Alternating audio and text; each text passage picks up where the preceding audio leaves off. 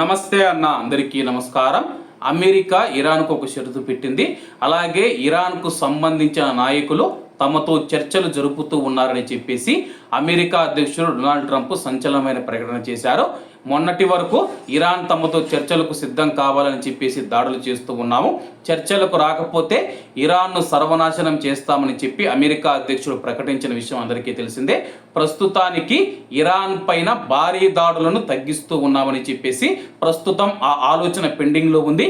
దాడులు చేయాలా లేదా అని చెప్పేసి, అలాగే ఇరాన్ ఒప్పందం పైన సంతకం చేయడానికి సిద్ధంగా లేదని చెప్పేసి, కానీ మేము వారితో మాట్లాడుతూ ఉన్నాము, అలాగే వారితో చర్చలు జరపగలమని చెప్పేసి అమెరికా అధ్యక్షుడు ప్రకటించారు.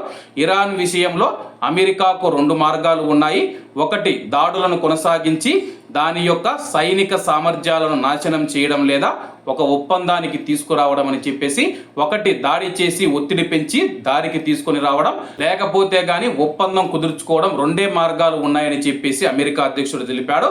ఇరాన్ పైన అమెరికా జరిపే భారీ దాడుల అమలుకు సంబంధించి ఇంకా ఎలాంటి నిర్ణయం తీసుకోలేదని చెప్పేసి, అలాగే రాయిటర్స్ కథనం ప్రకారం కువైట్ మరియు గల్ఫ్ దేశాలపైన ఇరాన్ దాడులు ఆపేస్తేనే, ఉద్రిక్తతలు తగ్గిస్తేనే అమెరికా ఇరాన్ చర్చలు పునఃప్రారంభమవుతాయని చెప్పేసి అమెరికా వైఖరికి సంబంధించి పాకిస్తాన్ ఇరాన్కు పంపిన సందేశంలో పేర్కొన్నట్లయితే రాయిటర్స్ కథనం పేర్కొంది. ప్రస్తుతం పాకిస్తాన్ మధ్యవర్తిత్వంతో ఇరాన్తో చర్చలు పునఃప్రారంభించడానికి కువైట్ మరియు గల్ఫ్ దేశాల మీద దాడులు ఆపాలని చెప్పేసి అమెరికా ఒక షరతు అయితే విధించిందనమాట. మరి ఇరాన్ ఎటువంటి నిర్ణయాలతో ముందుకు వెళుతుందో వేచి చూడాల్సి ఉంది. అలాగే చర్చలు జరిపిన తర్వాత ఒప్పందానికి రావాలి, యుద్ధం వెంటనే ఆగిపోవాలని చెప్పి మనమందరం ఆశిద్దాం. గతంలో కూడా ఎన్నోసార్లు చర్చలు జరిపారు, కానీ దాడులు చేసుకుంటూ ఉన్నారు, యుద్ధం జరుగుతూ ఉందన్నమాట. మరి ఏం జరుగుతుందో వేచి చూడాల్సి ఉంది.